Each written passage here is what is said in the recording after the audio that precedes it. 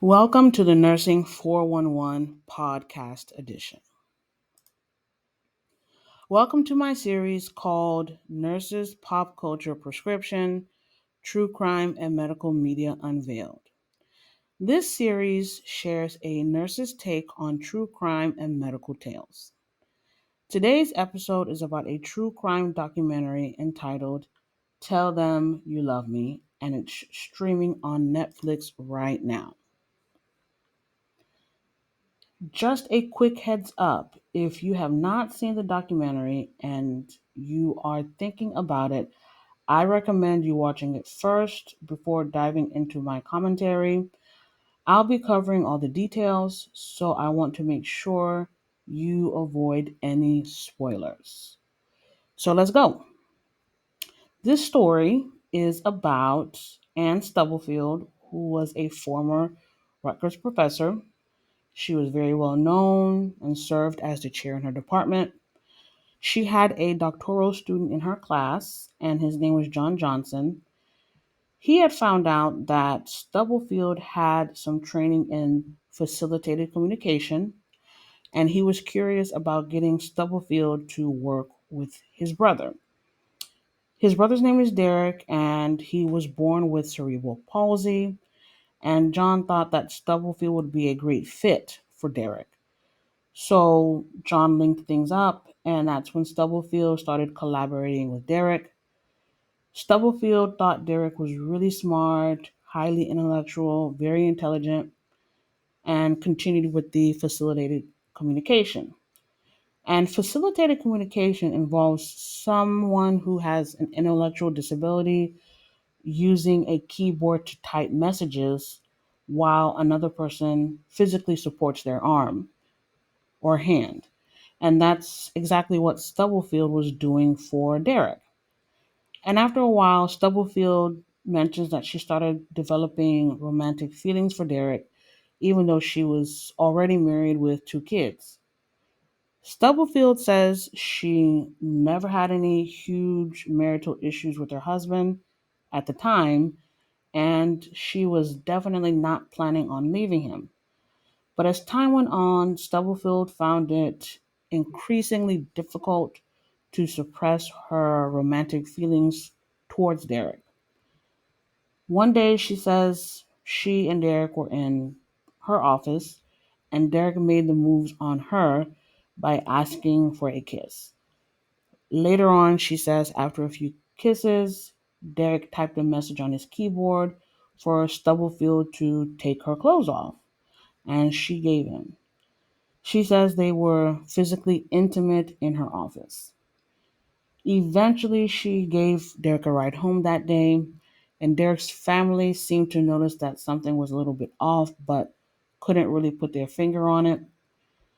Stubblefield later asked, "So, do you want to share the news or should I tell them?"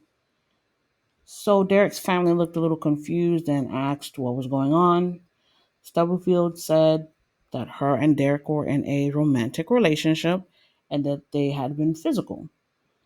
So, of course, Derek's family was a little perplexed and puzzled and asked Stubblefield to elaborate more. And she said, "We are a couple, we are together, and we have been physically intimate." So, Derek's family was obviously upset and asked her to leave and said, "We are going to look into your claims."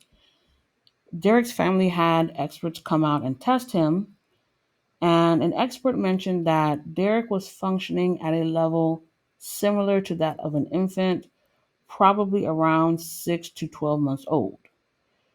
So Derek's family requested that Stubblefield cease all communication with Derek, even though they had already asked her to refrain from interacting with him until they could sort things out. Stubblefield had been trying to contact Derek throughout this entire period, and she began to press the issue. And she mentioned that Derek's family should not have the right to keep them apart. Eventually, eventually, the police got involved, leading to Stubblefield's arrest and charges of aggravated SA. She got a sentence of two 12-year terms concurrently, and she had to also register as a sex offender. She later on appealed her case because she said that at her original trial, she was not allowed to present evidence on facilitated communication. Later on, they took another look at her case, and she was charged for a lesser crime and ended up being sentenced to time served, which was 2 years. The family later on received a $4 million settlement in their civil lawsuit against Stubblefield. So I'm sure you're curious about my personal opinion on this. And I was really perplexed about this case because I found it odd and I thought about it for several days. Stubblefield shares that she really had nothing to gain from it all and she truly loved Derek. Do I believe that part? A little bit, just a little bit. But I am curious to discuss this from an ethical perspective as a nurse. Was it appropriate for Stubblefield to be physically intimate with Derek? And the answer is absolutely not. And just for a few reasons. So first off, the relationship they had was strictly professional and it really should have remained that way. As a nurse, I've definitely had my share of patients who have asked me out or asked me for my phone number, and I always politely and professionally decline. This relationship wouldn't have been right because of the power imbalance involved and how the relationship initiated, which was similar to a teacher and student relationship. Number two, people might see this relationship as Stubblefield taking advantage of Derek due to his physical disabilities. So, John, his brother, brought up in the documentary that he noticed rug burns on Derek's back and initially couldn't figure out where they came from until Stubblefield mentioned their physical relationship. And John mentioned that he was surprised at how much effort Stubblefield put into committing this act with Derek. And I agree with John in the sense that it's difficult to see how Derek was able to communicate all that.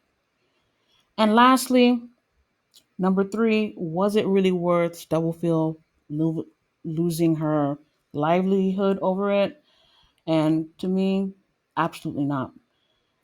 I thought about what Stubblefield was really trying to prove or demonstrate, besides the fact that Derek could, quote, communicate and was, quote, highly intelligent.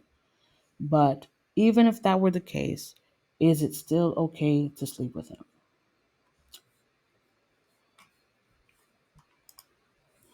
That's all I have to say about my commentary. I really hope you had a good time. If you found this video helpful, don't forget to give it a thumbs up, share with your fellow nursing friends, and subscribe to my channel for more nursing tips, study strategies, career advice, and commentary. And hit that notification bell so you never miss an update. Let's keep the conversation going. Drop a comment below with your thoughts, questions, or topics you'd like me to cover next. You can also connect with me on Instagram at the Nursing 411 and on TikTok at the Nursing 411 for more content and updates. Thanks again for watching, and I'll see you on the next video.